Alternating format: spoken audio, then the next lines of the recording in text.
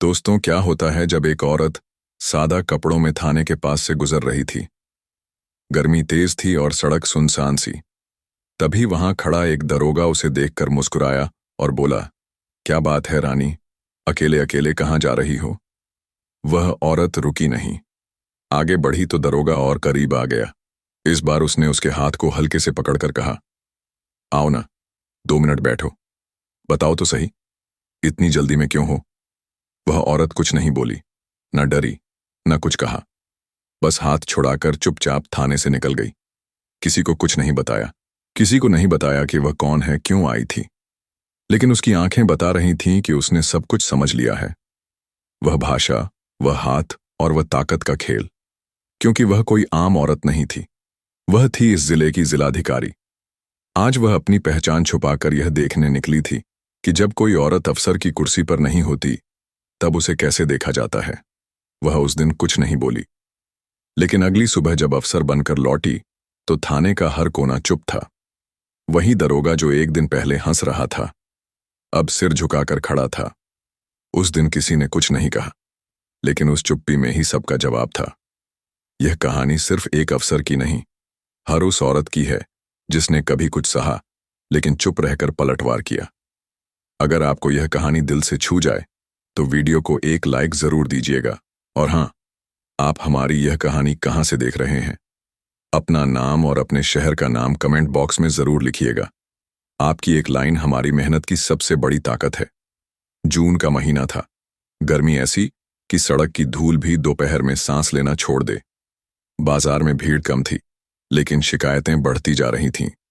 पिछले 2 महीने में 3 बार अलग अलग महिलाओं ने जिले के उसी एक थाने की रिपोर्ट की थी जहां कहा जाता था कि शिकायत दर्ज कराने जाओ तो तुम पर ही सवाल उठ जाते हैं। कोई खुलकर बोल नहीं रहा था, लेकिन अंदर ही अंदर बहुत कुछ सड़ रहा था। जिलाधिकारी अनामिका पिछले 3 साल से प्रशासन में थी। उन्होंने बहुत कुछ देखा था, चुनावी तनाव, बाढ़ के हालात, अफसरों की राजनीति। लेकिन जो बात उन्हें अंदर से सबसे ज्यादा हिलाती थी वह थी इज्जत का सस्ता हो जाना। जब किसी महिला को सिर्फ इसलिए नजरअंदाज कर दिया जाए क्योंकि वह सीधे बात नहीं कर पाई या पहचान बड़ी नहीं थी। अनामिका को यह बात भीतर तक चुभती थी। वह जानती थी कि इस बार उन्हें सिर्फ फाइलें देखकर काम नहीं चलेगा। ऑफिस में बैठे बैठे सुनने से हकीकत नहीं मिलती, और जब दर्द सिसकियों में आता हो तो उसे खड़ा होकर सुनना पड़ता है। उन्होंने फैसला किया, इस बार वह खुदंगी लेकिन पहचान छिपाकर एक सुबह बिना किसी को बताए उन्होंने अपना सरकारी मोबाइल बंद कर दिया। वर्दी के बदले सादी सलवार कमीज पहनी, पैर में चप्पल डाली और स्कूटी निकाली। किसी को खबर नहीं थी कि आज जिले की सबसे बड़ी अफसर आम औरत बनकर उसी थाने के इलाके का दौरा करने जा रही है जहां उसकी इज्जत की कीमत सिर्फ बातों में तोली जाती थी। शहर की सीमा पार करते वक्त जब उनकी स्कूटी एक हल्की सी कीचड़ से फिसली तो पास बैठी एक बुजुर्ग महिला ने चिल्लाकर कहा, बहन जी, उधर मत जाना, थाने के पास कोई मर्द भी सीधे नहीं जाता, औरतों की कौन सुने। अनामिका ने सिर झुकाकर मुस्कुरा दिया। शायद उन्हें इस कहानी का पहला वाक्य मिल गया था। उन्होंने स्कूटी थोड़ा दूर एक पान दुकान के पास खड़ी की और पैदल चलती हुई उस थाने की ओर बढ़ी। एक बार भी नजरें ऊपर नहीं उठाई, जैसे कोई घर की दहलीज पार करते हुए संकोच में हो। थाने के बाहर 2 सिपाही खड़े थे, एक चाय पी रहा था, दूसरा मोबाइल पर वीडियो देख रहा था। उन्होंने सामने से निकलने की कोशिश की। अबे सुनो बहन जी, कहाँ जा रही हो, ऐसे आवाज आई।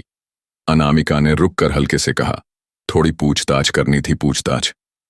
दूसरा सिपाही हंसने लगा, यहां कोई जवाब नहीं मिलता बहन जी, उल्टा सवाल करने लगेंगे तुमसे।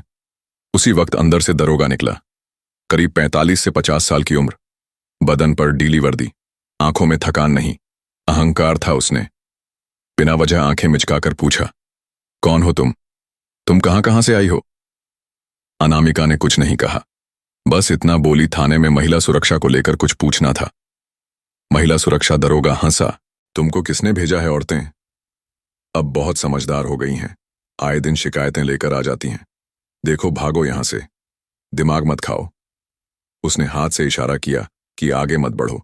जब अनामिका एक कदम और आगे बढ़ी तो दरोगा ने हाथ से रोकते हुए कहा, ज्यादा आगे मत आओ और सुनो, अपने कपड़ों पर ध्यान दिया करो, ऐसी ही लड़कियां फिर शिकायतें करती हैं। वो बात जैसे किसी ने छुरी से चीर कर बोली हो। अनामिका ठिठक गई। कुछ सेकंड को उनके पैर जम गए, आंखें झुकाई, चेहरा भाव शून्य था, जैसे कोई शून्य में ताक रहा हो। न गुस्सा, न प्रतिक्रिया। सन्नाटा। थाने के गेट पर खड़े लोगों ने सब देखा। किसी ने कुछ नहीं कहा।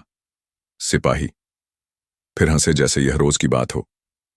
किसी के लिए आम, लेकिन अनामिका के लिए यह सिर्फ एक बदसलूकी नहीं थी।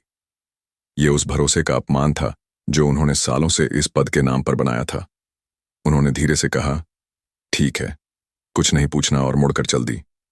वह थाने से लगभग 100 कदम दूर जाकर रुकी। उनके हाथ कांप रहे थे, माथे पर पसीना था, गर्मी का नहीं, अपमान का। उन्होंने अपना स्कर्फ उतारा, जेब से पुरानी डायरी निकाली और एक पेन से लिखा, आज मैं अफसर नहीं थी, आज मैं वह औरत थी जिसकी इज्जत सिर्फ इसलिए रौंद दी गई क्योंकि उसने पहचान नहीं बताई। वे बैठ गई। पास की सीढ़ी पर सामने एक बच्ची पानी भर रही थी। उसने अनामिका से पूछा, आप ठीक हो ना आंटी? और बस वह एक मासूम सवाल उनके भीतर का तूफान जैसे थोड़ा धीमा हो गया। शाम ढलने लगी थी। लोग घरों की ओर लौट रहे थे। अनामिका वहीं बैठी रही, सोचती रही, अगर एक आम महिला की तरह एक दिन में इतना अपमान सहा जा सकता है, तो उन महिलाओं का क्या, जो हर रोज यहां जाती हैं। उसी वक्त उन्होंने तय किया, अब यह मामला व्यक्तिगत है। अब यह सिर्फ प्रशासनिक निरीक्षण नहीं है। अब यह उनके भीतर की उस आवाज का सवाल है जो रोज चुप रहती है, लेकिन एक दिन कुछ कह जाती है।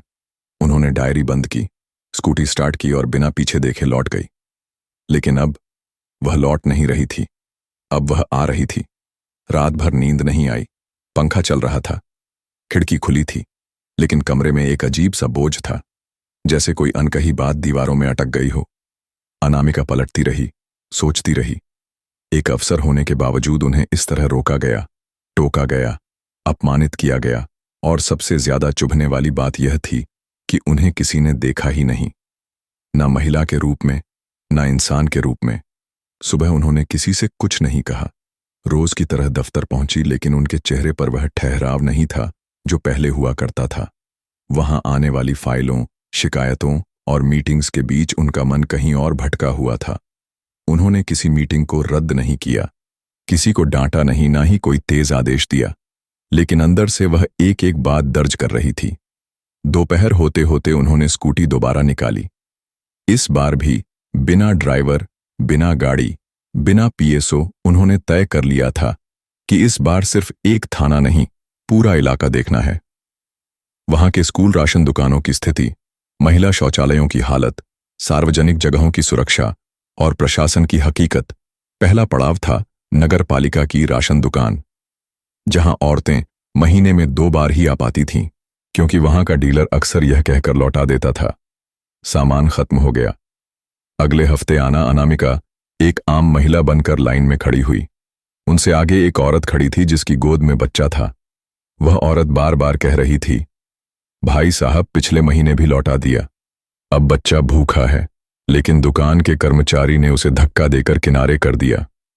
अनामिका ने देखा, वहां ना कोई रसीद दी जाती है, ना कोई नाम पूछा जाता है, बस शक के आधार पर रोक दिया जाता है। उसके बाद वह शहर के एक प्राइमरी स्कूल में गई, जहां कई बार बालिका शौचालयों की साफ सफाई को लेकर शिकायत आई थी। वहां पहुंचकर देखा, लड़कियों के टॉयलेट में ताले लगे थे और लड़कों के खोले। एक टीचर ने धीरे से कहा, मैडम लड़कियां घर से ही जाने लगती हैं, स्कूल में नहीं कर पाती। तीसरा पड़ाव था उसी थाने के पीछे की गलियों में बने महिला शौचालय, जहां अक्सर छेड़छाड़ की खबरें आती थीं। अनामिका वहां पैदल पहुंची और देखा, शौचालय के पास कोई बल्ब नहीं था, न पानी का इंतजाम, और वहां बैठे 2 लड़के गुटखा खाकर औरतों पर फपियां कस रहे थे। उन्होंने जब अनामिका को गुजरते देखा तो भी कोई लिहाज नहीं किया। ए दीदी, बहुत बड़ी रिपोर्टर लगती हो, कैमरा कहाँ है? कहकर हंसने लगे। अनामिका ने कोई जवाब नहीं दिया, लेकिन उनकी आंखों में अब डर नहीं, गुस्से की ठंडी परछाई उतरने लगी थी। उन्होंने जेब से डायरी निकाली और हर जगह का विवरण लिखा। तारीख, समय, घटना, कोई पहचान नहीं बताई, कोई नाम नहीं लिया, बस देखा, सुना और दर्ज किया। शाम को उन्होंने महिला हेल्पलाइन ऑफिस में जाकर बिना बताए बैठकर सुना। कौन सी महिलाएं शिकायत करने आती हैं और उन्हें कैसे जवाब मिलता है। एक लड़की शायद 17-18 साल की रही होगी, आई और बोली, मुझे एक लड़का रोज रास्ते में रोकता है। मां ने कहा, पुलिस में जाओ।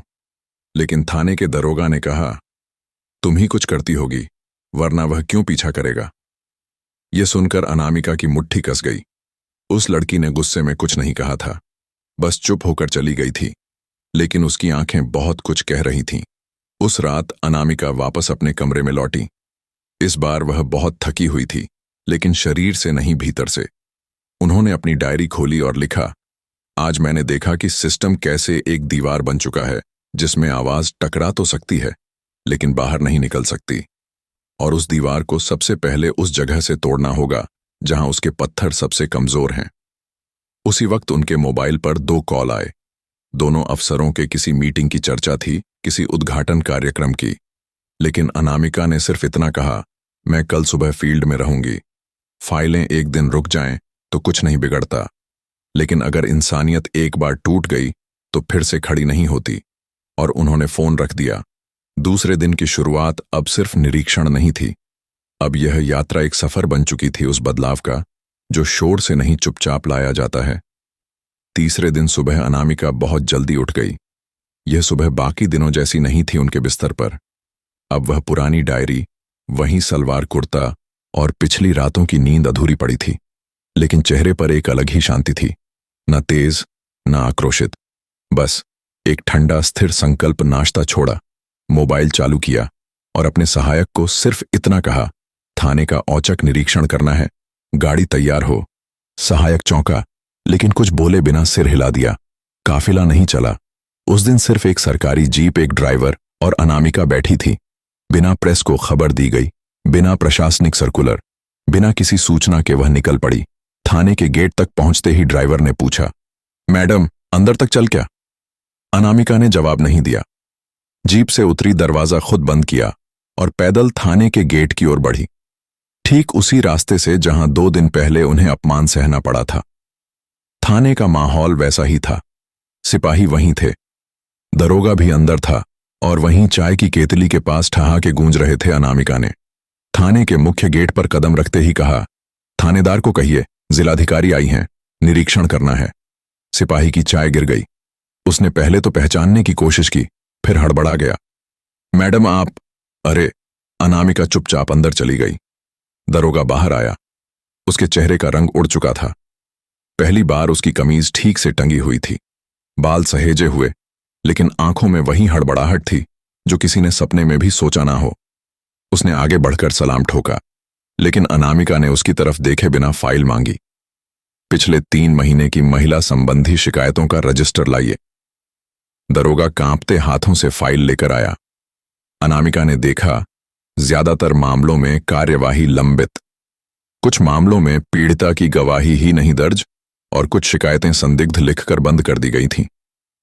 उन्होंने फाइल को देखा, फिर दरोगा की आंखों में झांका। आप मुझे पहचानते हैं? दरोगा कुछ नहीं बोला, आंखें झुका दी।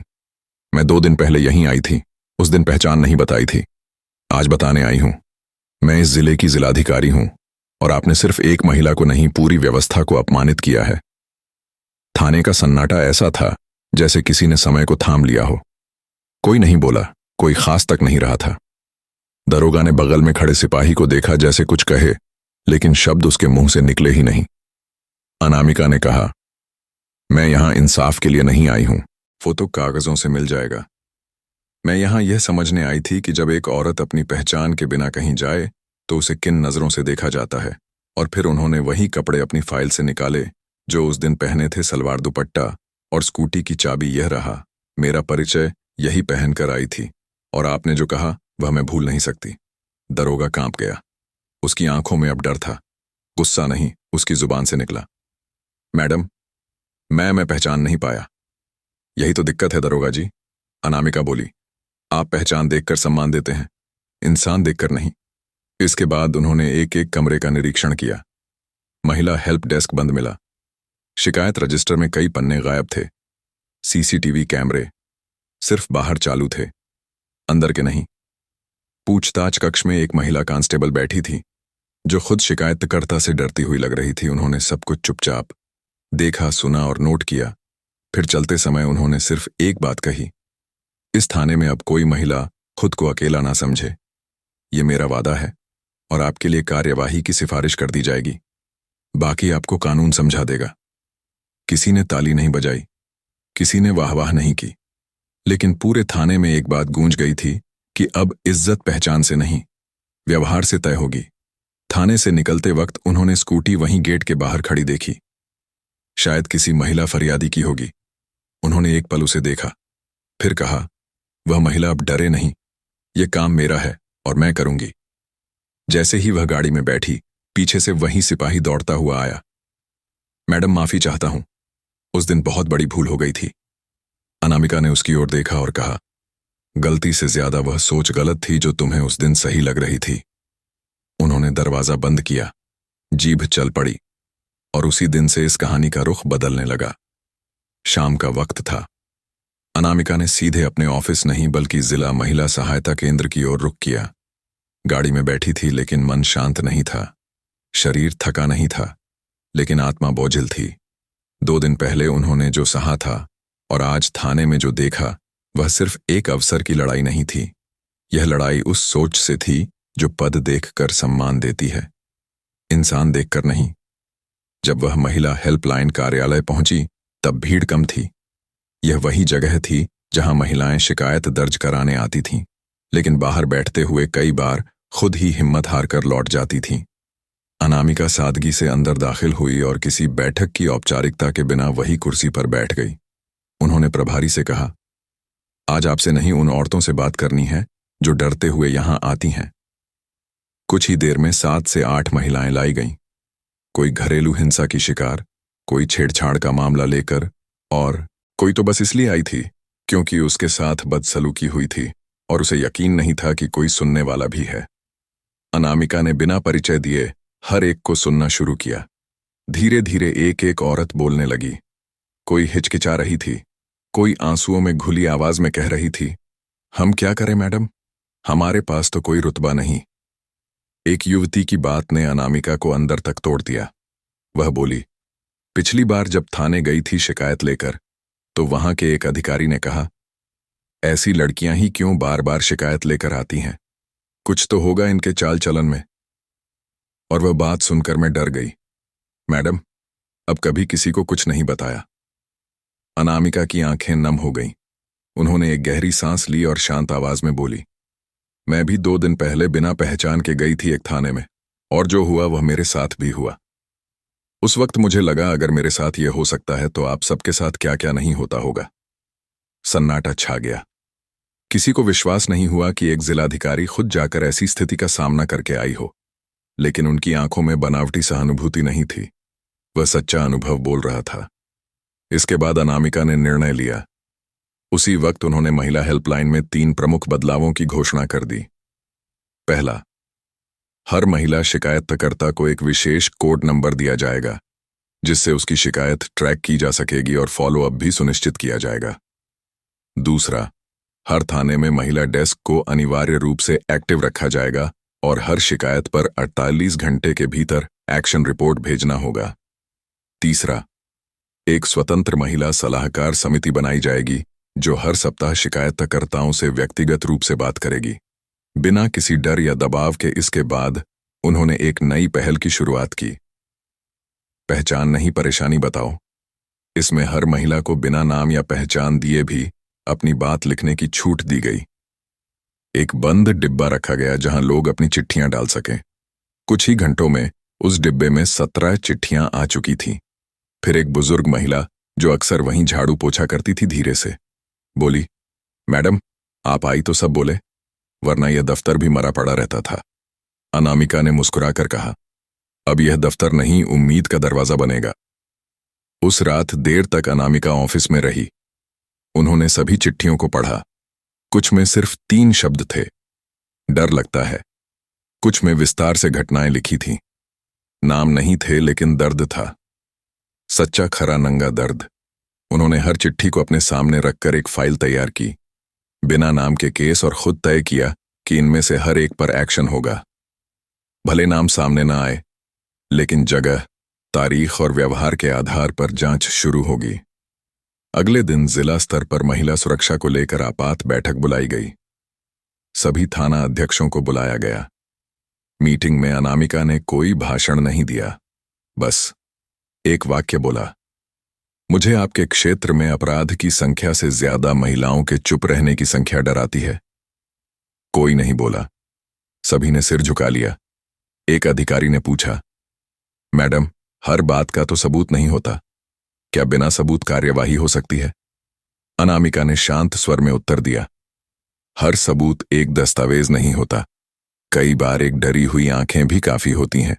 इस घटना के बाद कई महिलाएं खुद सामने आईं।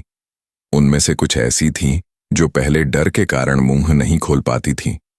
उन्होंने अब चिट्ठियों में नहीं, सीधे अपनी आवाज में शिकायतें दर्ज कराई।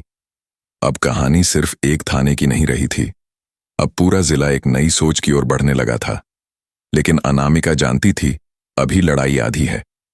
जब तक सिस्टम के अंदर बैठे वह चेहरे हटाए नहीं जाते, जो डर को सामान्य मानते हैं, तब तक यह बदलाव स्थायी नहीं बन सकता।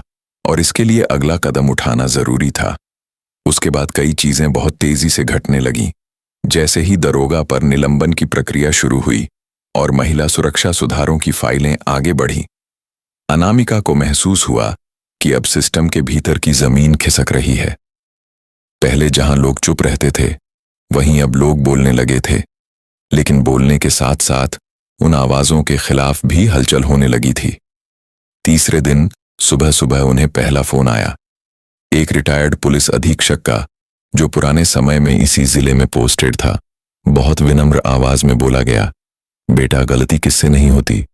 वह दरोगा थोड़ा उखड़ा हुआ है, लेकिन ज्यादा सजा दोगी तो जिंदगी बर्बाद हो जाएगी, उसकी सोच लेना। अनामिका ने मुस्कुराकर फोन काट दिया। लेकिन फोन यहीं नहीं रुके। दोपहर तक 4 और फोन आए। एक क्षेत्रीय विधायक का, एक पार्टी संगठन प्रमुख का, एक झिल्ला पंचायत सदस्य का और एक बहुत वरिष्ठ पत्रकार का। सभी की भाषा अलग थी, लेकिन लहजा एक जैसा सुलझा लो। शांत हो जाओ, इस मामले को ज्यादा हवा मत दो। ये पहली बार नहीं था जब अनामिका को दबाव झेलना पड़ा हो, लेकिन इस बार फर्क यह था कि वह मुद्दा अब व्यक्तिगत नहीं, सार्वजनिक बन चुका था। क्योंकि अब उस अपमान की आग में केवल वे नहीं जली थीं, बल्कि बहुत सी वह औरतें भी थीं जो पहली बार खुद को सुरक्षित मान रही थीं। वह जानती थी, अगर अब झुकी तो सिर्फ एक केस नहीं गिरेगा, भरोसे की नींव हिल जाएगी। उस शाम उन्होंने ना कोई बयान दिया, ना कोई ट्वीट किया, ना प्रेस कॉन्फ्रेंस की। सिर्फ अपने सचिवालय के बाहर एक छोटा नोटिस चिपकवाया। प्रशासन का काम दबाव में समझौता करना नहीं, व्यवस्था को भरोसे के लायक बनाना है। जो सही है वही होगा। यह पंक्ति पूरे जिले में चर्चा का विषय बन गई। कुछ ने तारीफ की, कुछ ने कहा ज्यादा आदर्शवादी मत बनो, लेकिन अनामिका ने किसी से कोई सफाई नहीं दी। उसी दिन शाम को जिला मुख्यालय में एक बंद दरवाजे के पीछे एक मीटिंग बुलाई गई, जिसमें कुछ पुराने राजनेता और पुलिस अधिकारियों ने कहा, यह अवसर लड़की तो हाथ से निकल रही है, इसे ऊपर तक पहुंचने से पहले काबू में लेना होगा। लेकिन जो वे नहीं समझ पाए थे वह यह था कि अनामिका अब डर से नहीं, अनुभव से फैसले कर रही थी। उस रात उन्होंने पुराने रजिस्टर निकाले। उसी थाने के पिछले 5 सालों के उन्होंने एक एक केस पढ़ना शुरू किया। दर्जनों ऐसे मामले मिले जो या तो बंद कर दिए गए थे या आरोप प्रमाणित नहीं कहकर रोक दिए गए थे। खास तौर पर महिला शिकायतों में एक पैटर्न दिखा, गवाह नहीं, सबूत अधूरा और कार्रवाई अधर में उन्होंने तुरंत टीम बनाई। युवा और ईमानदार अधिकारियों की ओर कहा, इन फाइलों को दोबारा खोलो। जरूरी नहीं सब में सजा मिले, लेकिन यह जरूरी है कि महिलाओं को लगे कि कोई है जो उन्हें दोबारा सुन रहा है। अगले दिन फिर फोन आए, फाइलें क्यों खोल रही हो? पुरानी बातों से क्या मिलेगा? उन्होंने एक ही जवाब दिया, जो बातें पुरानी लगती हैं वह कई लोगों के लिए आज भी जख्म है। जैसे जैसे मीडिया को जानकारी मिली, पत्रकार भी सक्रिय हुए। कई रिपोर्ट्स में अनामिका को कड़क अफसर, महिला शक्ति का उदाहरण, निडर जिलाधिकारी जैसे शब्दों से नवाजा गया। लेकिन उन्होंने हर बार यही कहा, मुझे कोई टैग नहीं चाहिए, मुझे सिर्फ इतना चाहिए कि एक लड़की को यह ना सोचना पड़े कि वह थाने गई तो उसके कपड़े पहले देखे जाएंगे, बात बाद में सुनी जाएगी। कुछ लोगों ने उनकी नीयत पर सवाल भी उठाया। क्या आपको पब्लिसिटी चाहिए? क्या कोई महिला अफसर अपनी ही सरकार से भिड़ेगी? उनका जवाब था, सरकार मेरी नहीं, जनता की होती है, और जनता में सबसे कमजोर आवाजें अगर डरी हुई हैं तो मैं उसी सरकार की प्रतिनिधि नहीं कहलाना चाहती। इसी बीच एक दिन वह घटना हुई जिसने सबका ध्यान खींच लिया। एक स्थानीय न्यूज चैनल ने उनके खिलाफ एक एक्सपोजर चलाया जिसमें यह बताया गया कि जिलाधिकारी ने बिना किसी पुख्ता प्रमाण के एक ईमानदार दरोगा को निलंबित करवा दिया है। वीडियो में दरोगा के परिवार को दिखाया गया, उसकी बीमार मां, उसका छोटा बेटा और उसकी पत्नी, जो कैमरे के सामने रो रही थी। अनामिका ने उस वीडियो को चुपचाप देखा, कोई प्रेस बयान नहीं दिया, लेकिन उन्होंने उस रात एक काम किया। दरोगा की पिछली नियुक्तियों की पूरी फाइल उठवाई और अगले दिन उसकी सेवा पुस्तिका जनता के सामने ऑनलाइन पोर्टल पर उपलब्ध करवा दी। बिना किसी आरोप, बिना किसी भाषण के उस फाइल में लिखा था, 3 बार विभागीय चेतावनी दी गई, 2 बार आचरण संहिता उल्लंघन में नोटिस मिला, 1 बार महिला फरियादी के साथ दुर्व्यवहार का आंतरिक लेखा जोखा दर्ज। कोई वकील, कोई नेता, कोई पत्रकार अब सवाल नहीं कर रहा था। अनामिका ने अपने कमरे में बैठकर सिर्फ इतना लिखा, सच्चाई को जोर से बोलने की जरूरत नहीं, बस शांत रहकर उसे पूरी तरह सामने रखना होता है। अब बदलाव सिर्फ कागज पर नहीं, जमीन पर दिखने लगा था। विभागीय जांच की तारीख तय हो चुकी थी। कार्यवाही जिला कार्यालय के सभा कक्ष में होनी थी, जहां अक्सर बैठकें, योजनाओं की घोषणाएं या चुनावी तैयारियों पर चर्चा होती थी। लेकिन इस बार माहौल अलग था। न कोई फूलमाला, न कोई बैनर, न पत्रकारों की कतार, सिर्फ एक लंबा टेबल, कुछ कुर्सियां और एक सूची जिसमें गवाहों के नाम दर्ज थे। दरोगा को उसी कमरे में बुलाया गया।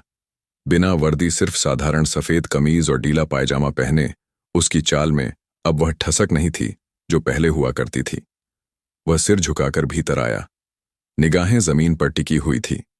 सामने वही अफसर लोग बैठे थे जो कभी उसके काम की तारीफ करते थे, अब उसकी गलती का मूल्यांकन कर रहे थे। जांच समिति के प्रमुख ने कागज उठाया और पूछा, आप पर आरोप है कि आपने एक महिला से अभद्र व्यवहार किया और उसे थाने के गेट से वापस भेज दिया। क्या आप इसे स्वीकार करते हैं? दरोगा ने धीमे स्वर में कहा, मैं पहचान नहीं पाया था कि वह जिलाधिकारी है। अगर पता होता, प्रमुख ने उसकी बात बीच में ही काट दी। आपको क्या हर महिला को तभी सम्मान देना है जब वह अफसर हो? कमरा कुछ देर के लिए शांत हो गया। अब गवाहों को बुलाया जाने लगा। पहली गवाही एक चाय वाले लड़के की थी जो रोज थाने के बाहर समोसे और चाय बेचता था। वह 18 से 19 साल का रहा होगा, लेकिन बोली में आत्मविश्वास था। बोला, मैंने देखा था मैडम अंदर जाना चाह रही थी। दरोगा साहब ने उन्हें रोका। बातों में तेजी भी थी। फिर उन्होंने कुछ कहा जो मुझे सुनाई तो नहीं दिया, लेकिन मैडम का चेहरा बदल गया था। वह चुपचाप चली गई थी। दूसरी गवाह एक घरेलू सहायिका थी, शांति नाम की लगभग 35 से 40 साल की महिला, जिसने थाने के कई कोनों में झाड़ू पोछा करते हुए बहुत कुछ देखा सुना था, लेकिन कभी हिम्मत नहीं जुटाई थी बोलने की। वह बोली, मैं उस दिन थाने में सफाई कर रही थी जब वह औरत आई थी। सबने उसे कुछ कहा, मैं कुछ बोल नहीं पाई, लेकिन जब वह अगले दिन वर्दी में आई तो समझ में आया कि अफसर के कपड़े नहीं, पहचान की इज्जत की परीक्षा ली गई थी। किसी ने ताली नहीं बजाई, लेकिन वह एक बयान पूरे कमरे में गूंज गया। तीसरे गवाह के रूप में एक महिला फरियादी को बुलाया गया, जिसने 8 महीने पहले थाने में अपने पड़ोसी द्वारा छेड़छाड़ की शिकायत दर्ज कराई थी, लेकिन उसका केस प्रूफ नहीं मिला, लिखकर बंद कर दिया गया था। वह बोली, मैं अकेली आई थी हिम्मत करके। लेकिन दरोगा जी ने कहा, कपड़े कैसे पहनती हो? सोचो, पहले मैडम ने जब वह फाइल फिर से खोली तभी तो मुझे हिम्मत आई। आज बोलने की दरोगा की आंखें अब जमीन से नहीं उठ रही थीं। जांच समिति ने जब उससे फिर से सवाल किया, क्या अब भी आपको लगता है कि आपने कुछ गलत नहीं किया? तो दरोगा ने बहुत धीमे स्वर में कहा, मुझसे गलती हुई है। अनामिका पूरे वक्त कमरे में मौन बैठी थी। उन्होंने किसी सवाल का जवाब नहीं दिया, किसी बात पर प्रतिक्रिया नहीं दी, सिर्फ एक पेज पर लगातार कुछ लिखती रही। वह पेज दरअसल उसका व्यक्तिगत मूल्यांकन था। एक अफसर के रूप में नहीं, एक महिला के रूप में जब आखिरी गवाह गया और जांच पूरी होने लगी तो समिति के प्रमुख ने अनामिका से पूछा, क्या आप कोई टिप्पणी देना चाहेंगी? अनामिका खड़ी हुई और बहुत ही शांत लहजे में बोली, मैं यहां किसी की नौकरी छीनने नहीं आई थी। मैं सिर्फ यह देखना चाहती थी कि हमारी व्यवस्था में अब भी वह क्षमता है या नहीं जो एक आम औरत की बात को बिना पद देखे समझ सके। आज जो लोग गवाही देने आए हैं वह मेरे कहने से नहीं आए, वह इसलिए आए क्योंकि उन्हें लगा कि अब उनकी बात सुनी जाएगी। अगर यह भरोसा बन गया है तो मैं मानती हूं यह मेरी जीत नहीं, पूरे सिस्टम की जिम्मेदारी की याद है। इसके बाद उन्होंने वह पेज जांच समिति को सौंप दिया जिसमें सभी गवाहों के बयानों की सारांश लिखा था और साथ में यह सिफारिश कि दरोगा को निलंबित कर आचार्य संहिता प्रशिक्षण के लिए भेजा जाए, न कि सीधे बर्खास्त किया जाए। वजह क्योंकि अनामिका चाहती थी कि वह अपनी गलती को सिर्फ भुगते नहीं समझे भी। बैठक समाप्त हुई। दरोगा जाते हुए बहुत धीमे से मुड़ा और बोला, मैडम, आपने सजा दी नहीं, समझ दी है, कोशिश करूंगा। अब कभी किसी को पहचान से नहीं, इंसानियत से देखूं। अनामिका ने सिर नहीं हिलाया, कोई जवाब नहीं दिया, बस कागज समेटे और चल दी। उस दिन शाम को एक पत्रकार ने पूछा, मैडम, आज आप बहुत बड़ी मिसाल बनी हैं, क्या कुछ कहना चाहेंगी? जनता से अनामिका ने सिर्फ इतना कहा, इंसाफ तब नहीं होता जब कोई सज्जा पाए।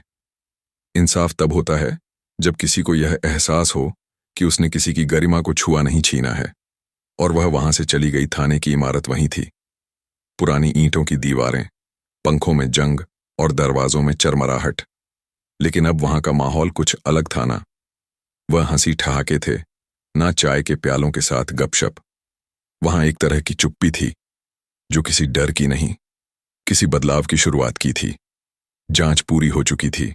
दरोगा को निलंबन की सूचना थाने में चिपका दी गई थी। नए प्रभारी की नियुक्ति भी हो चुकी थी। एक महिला उपनिरीक्षक जिसके नाम के साथ कोई रसूख नहीं था, लेकिन काम के लिए उसकी पहचान दूर दूर तक थी। नाम था सुमेधा तिवारी। पहले दिन जब सुमेधा थाने में पहुंची तो सबने उसे बहुत साधारण अफसर समझा। कोई उसके आगे खड़ा नहीं हुआ, न सलामी दी, न नजरें मिलाई। लेकिन जब उसने अपने पहले भाषण में कहा, थाने में तमीज पहली ड्यूटी होगी, बाकी बाद में, तो एक सन्नाटा छा गया। सुमेधा ने पहली बैठक में सबसे पहले 3 सवाल पूछे। यहां महिलाओं की कितनी शिकायतें लंबित हैं? महिला हेल्प डेस्क की चाबी किसके पास है? पिछले 1 साल में किसी ने महिला शिकायतकर्ता को खुद फोन करके फॉलोअप दिया है?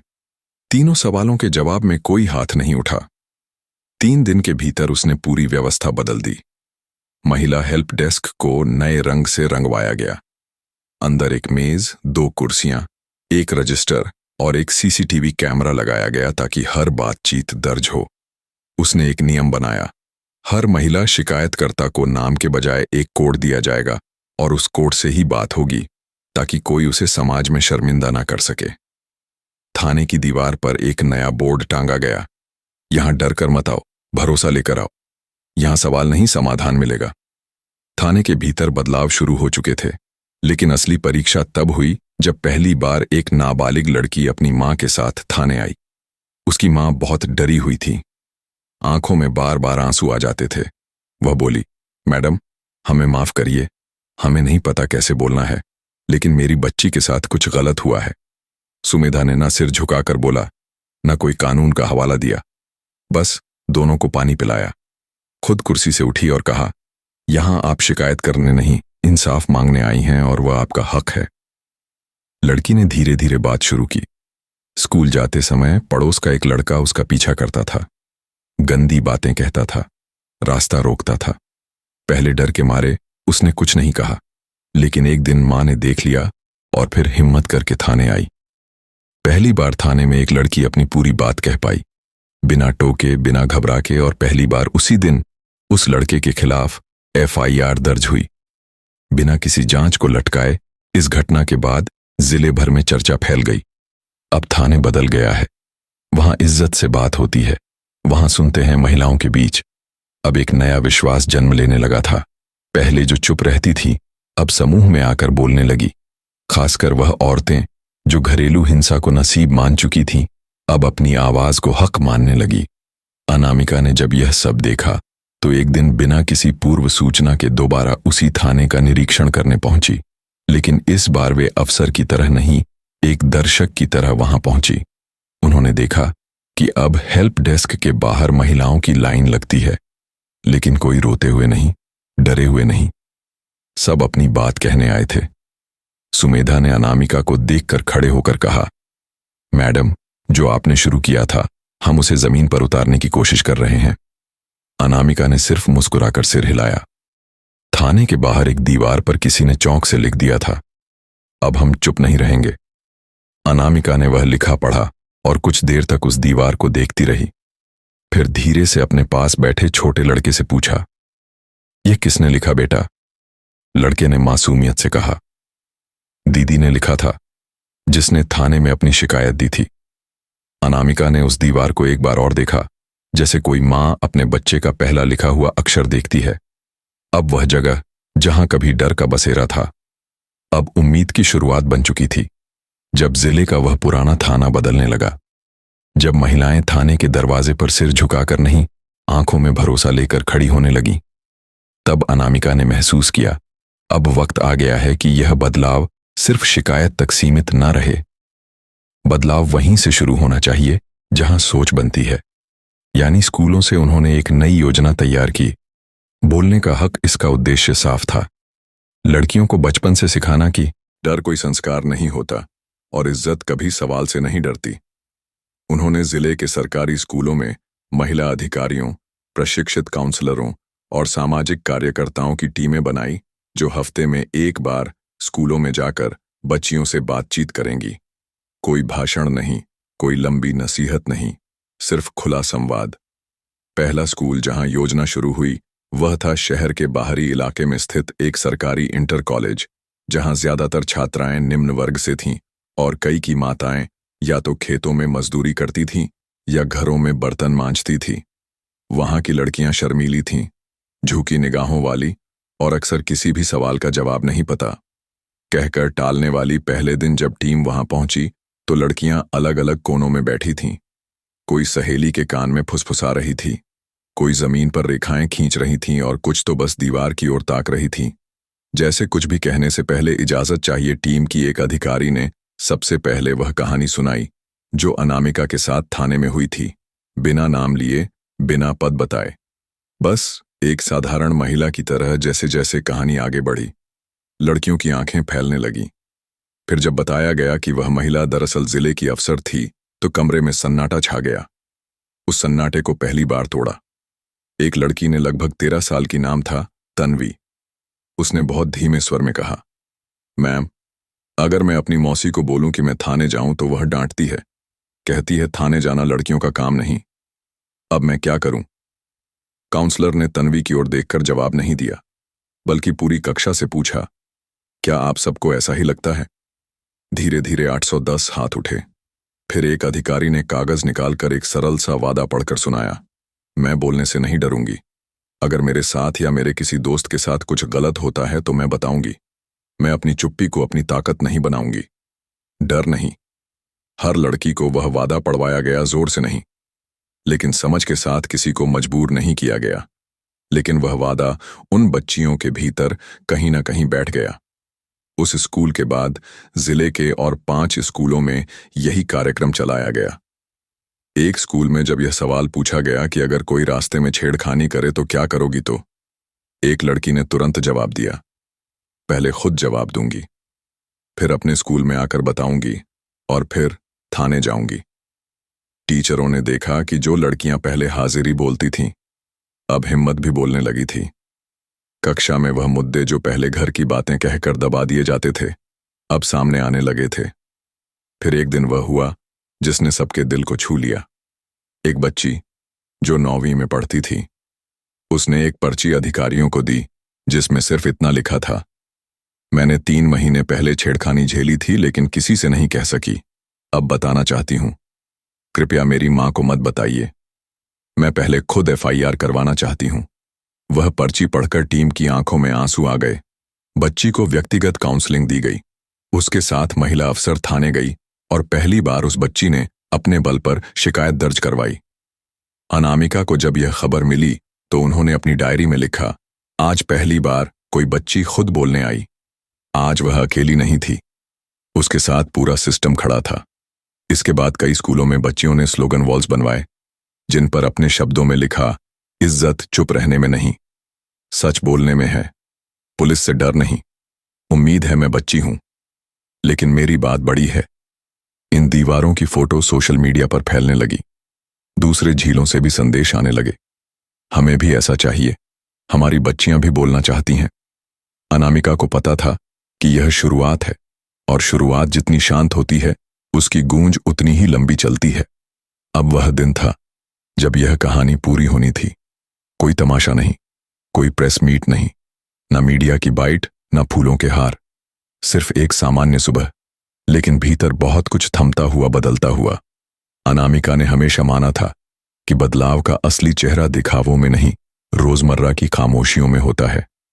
जिस थाने से यह सफर शुरू हुआ था, जहां उनकी गरिमा को पहचान के अभाव में अनदेखा किया गया था, अब वही थाना उनके भीतर की सबसे बड़ी जीत का प्रतीक बन चुका था। लेकिन वह इसे जीत कहकर नहीं देखती थी, यह तो बस एक जिम्मेदारी थी जिसे उन्होंने वक्त पर निभाया। उस दिन वे ऑफिस के बजाय सीधे थाने पहुंची। अकेले, बिना गाड़ी का काफिला, बिना किसी नोटिस उन्होंने सामने देखा। अब थाने के बाहर बोर्ड पर बड़ा साफ अक्षरों में लिखा था, महिला हो या पुरुष, पहले इंसान समझो।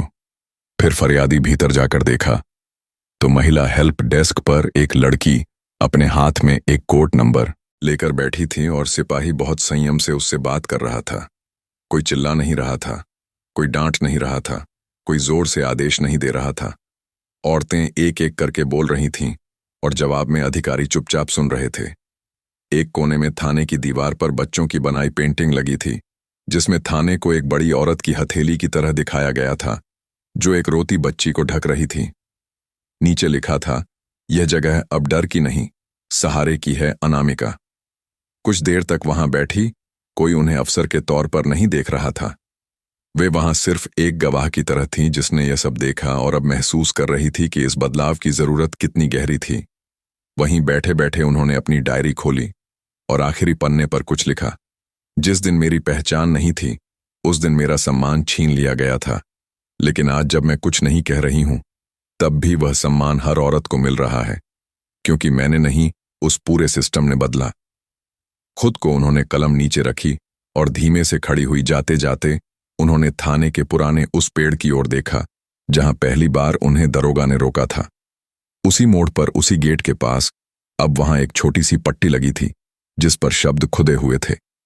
यहां एक दिन एक औरत चुप खड़ी रही थी। उसी चुप्पी ने यहां बोलने का हक दिलाया। अनामिका की आंखें थोड़ी देर के लिए नम हो गईं, लेकिन वह आंसू दुख के नहीं थे। वह थे उस बोझ के उतर जाने के जो किसी और के लिए उठाया गया हो और अब किसी और के कांधे पर जाने की जरूरत ना हो। उस शाम वह अपने घर लौटी, आराम से बैठी चाय पी और खिड़की से बाहर आसमान को देखा। कोई अखबार उनकी तारीफ नहीं कर रहा था, ना कोई अवार्ड मिला था, ना कोई भाषण होना था, लेकिन कुछ दूर एक स्कूल में बच्चियां एक स्लोगन लिख रही थीं, थाने में अब डर नहीं लगता, और वह एक पंक्ति ही उनके पूरे संघर्ष का सबसे बड़ा पुरस्कार थी। कहानी पूरी हो चुकी थी।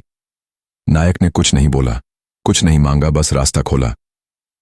तो दोस्तों, अगर आपको यह कहानी अच्छी लगी हो तो वीडियो को लाइक और चैनल को सब्सक्राइब जरूर करिएगा, क्योंकि हम आपके लिए दिन रात मेहनत करते हैं और नई नई कहानी लाते हैं। धन्यवाद।